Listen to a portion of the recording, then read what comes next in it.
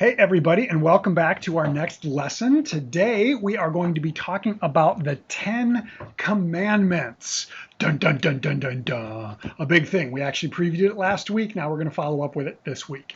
As we start off today, as we usually do, I'm going to want you to put me on pause here in just a second and share together with your families highs, lows, what's been good this week, what's been maybe not so great this week, and then share in the opening prayer, which I will include in the email, so you will have that. Okay, go ahead and do that. Okay, now some announcements that I want to share, just to kind of keep us all on top of where we are at for things. This week's lesson is, of course, happening right now as you are watching this. I'll give the response to it early next week, as I normally do as we are moving towards Christmas. Then we're going to be off for the next couple of weeks as we go through the Christmas and New Year's holiday, and we're on Christmas break and all of that stuff going on. We won't have any classwork for the next couple of weeks. We will resume as we move into the week of that will culminate with Sunday, January 10th. So we're going to have a couple of Sundays off. So be looking for that in the next couple of weeks as we get into January. Now, this time of a break is a good opportunity for you to play a little bit of catch up if you have been falling behind. Some of you are staying right on top of things. Some of you are doing an okay job. Some of you have kind of had a little bit of a gap. So this is an opportunity for you to be able to kind of follow up with some of those videos. If you have not had a chance to do that, you can also find the audio of the sermons and do sermon notes, or you can find the videos of those too. If you need links to any of that, let me know, and I will pass that along to you so you can play catch up. On that front, this is kind of for families as well. I anticipate that our format that we have been doing here through the last couple of months is how we are actually going to end up doing this full year, all the way through the spring. Leadership is hoping that maybe we would get back to in-person after the first of the year.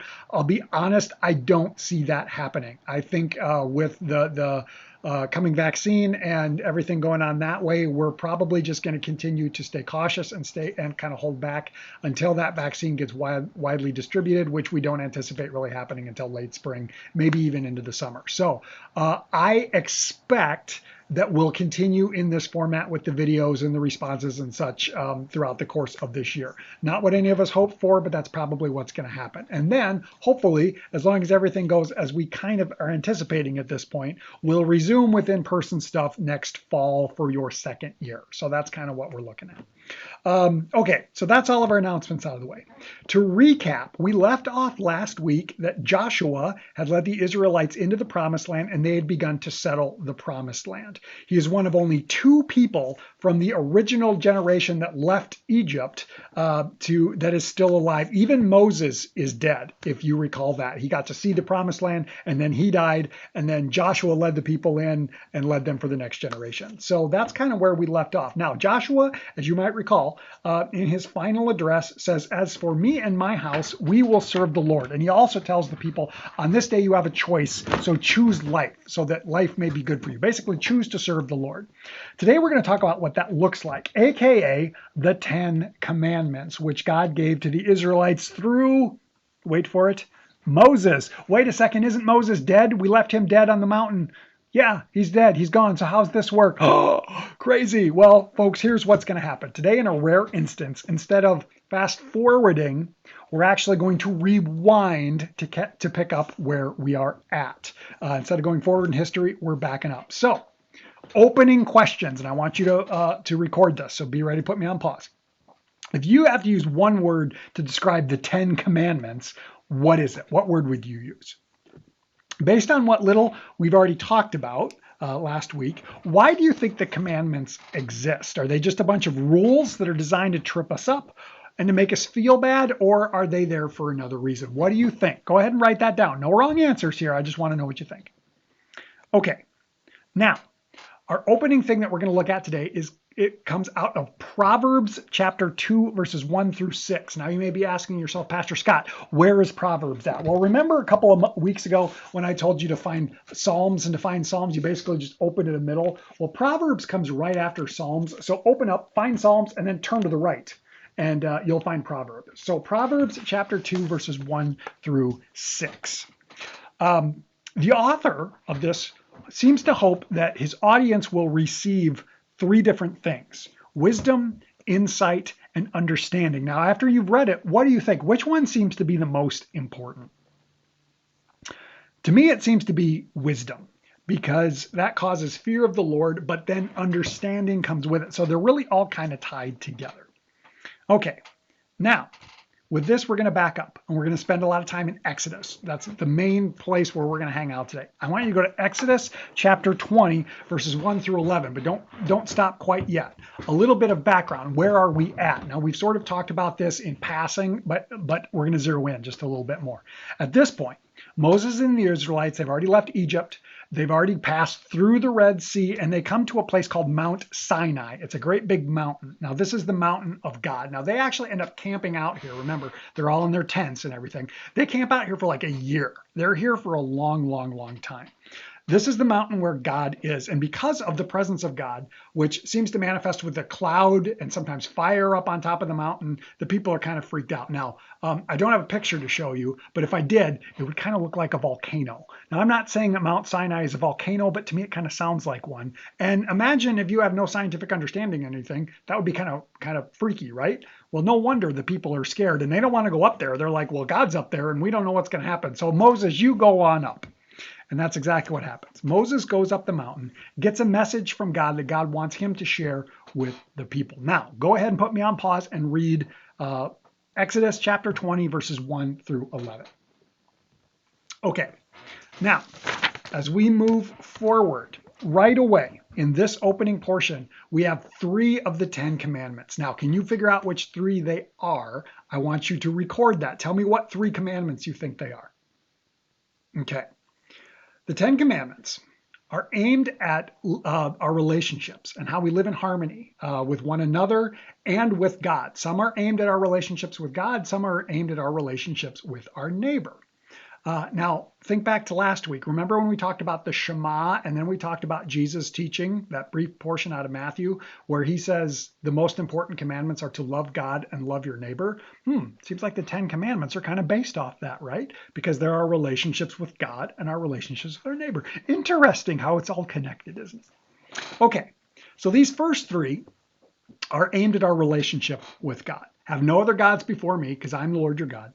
And then don't take God's name in vain, which isn't just about swearing. It's actually like don't use the name of God to try and coerce people into things. That's really what that one's aimed at.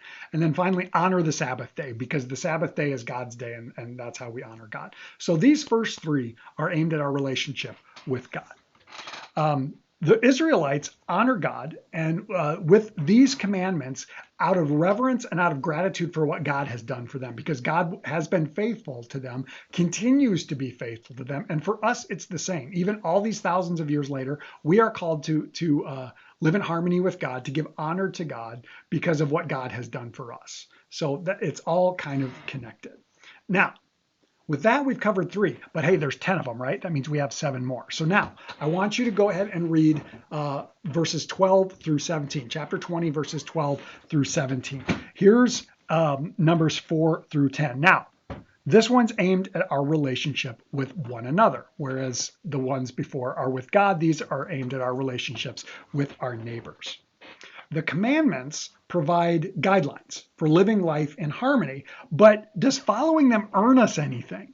No, it doesn't, right? Think back all the way to Adam and Eve and Cain and Abel, those first couple of generations. Like, we can't earn God's favor. God bestows favor upon us, but we can't earn it even by trying to follow things perfectly, because we are not perfect and we can't do it, can we? We can try and we can be in harmony, but we're still going to mess it up. That's just the reality of our brokenness that exists. But because of the gratitude that we have for what God has done for us, that's why we do our best. And when we fail, we repent and we ask for forgiveness. That's where all of this stuff is kind of coming from. Okay, now I want you to read verses 18 through 21. Put me on pause, read that. Now, how do the people seem? Do they seem like they're all calm, like everything's great? No, right? They're scared. They're freaked out. They don't know what's going on. So with this, now Moses goes back up the mountain. Now, when we think of the Ten Commandments, I don't know if you think about it this way, but I think of these big stone tablets, and that's how the commandments appear to be. But have we found those two tablets yet? No, we don't. Does Moses have them? No, we don't. They don't exist yet. It's crazy. So let's find out. Um, Before God gives him the tablets, gives them to Moses to then give to the people, God's going to talk for a while. God kind of talks about a lot of different things, some rituals and some different rules and some things about festivals and offerings and all these different things. So God rambles on for a couple more chapters. Now I want you to pick up in chapter 24, verses 12 through 18. At this point now, God calls Moses back up the mountain. They've kind of gone back and forth a little bit. It's a little bit weird, but that's what we hear about. So God calls Moses to come back up and receive the tablets, but still doesn't give them to them. First, we need a place to store them, like a big box where you'll put the tablets. It's called an ark, the Ark of the Covenant, because the covenant is what God made with the people. But before you can have an ark, you have to have a place to put the ark too. So God gives the plans for the ark and for this tent, this special tent known as the tabernacle. Remember, we've talked about this before. The tabernacle is the place, the tent where God will dwell among the people. So God gives instructions for creating all these things. Now, again, we've talked about this briefly in passing. This is a lengthy thing, lasts for several different chapters, like 8 of them, for God to give all the instructions for these things to happen. Now, finally, chapter 31, verses 18. 31 verse 18. Finally, we find that God gives the commandments by actually carving them. God uses his finger to carve them out and put all the writing on them and carve them out of the rock. Okay, at this point, Moses has basically been up the mountain for like a month or more than a month, like 40 days. He's been up there for a really long time. So essentially, like the people are down below and Moses disappeared up the mountain. He's in this cloud, this fiery cloud. They have no idea what's happened to him. He's been gone for 40 days. As far as they know, he could be dead. They don't know. So they're getting a little antsy and they're getting a little bit stupid. And the people that Moses left in charge aren't really helping much. Now, his brother Aaron, we've talked about him before. He's still around. He's kind of the one who's in charge at this point when Moses is gone. So the people come to Aaron and they're like, Aaron, we don't know what happened to Moses, but we need a God to follow. And we don't know what God looks like. So we want you to make us an image. Make us a golden calf, and that will be God. That will be our image of God, aka an idol, which, as you might recall, seems to break one of those commandments, like you shall have no other gods before me, you shall have no other idols before me. Oh man, they don't even have the 10 commandments yet, and they're already breaking them. Strange, huh? Okay. God, up the mountain with Moses, knows what's going on down below with the people. God gets mad. He's like, oh, these people, they're nuts. I'm not gonna stick with them. I'm gonna kill them all. And Moses, you and I will start over. Have we heard something like that before? I think we have. Yeah, we have. Noah, right? Yeah. Okay. Anyway, so Moses is like, God, whoa, no, man. Why would you do this? Like, why would you bring us out here into the wilderness just to kill the people? Like, what will other people think? Let me go down. We'll straighten things out. I'll talk to them. It'll be fine. So God's like, all right, fine. So Moses goes down the mountain. Now he's carrying the tablets that God has made. And when he gets there, when Moses gets down the mountain, he sees what the people are doing and he gets really mad. Like he understands why God was mad. So he smashes the tablets. He grabs the golden calf. He grinds it up into dust, pours all this like weird idol dust into the water and makes the people drink it as a punishment. I don't know why. That seems extreme, but that's what he does. So this all happens. And we see that in about 5 minutes, the people have gone from like having the commandments to breaking the commandments, and the tablets are now broken. With this, Moses and God, they start to talk to one another again. They go back and forth for a couple more chapters. Moses is still really mad. But then in chapter 34, God repeats to Moses the commandments again, tells Moses, I want you to carve 2 new tablets and carve the commandments into them. And this takes another 40 days. So he's back up the mountain for a while. Question for you. Now, no wrong answers here.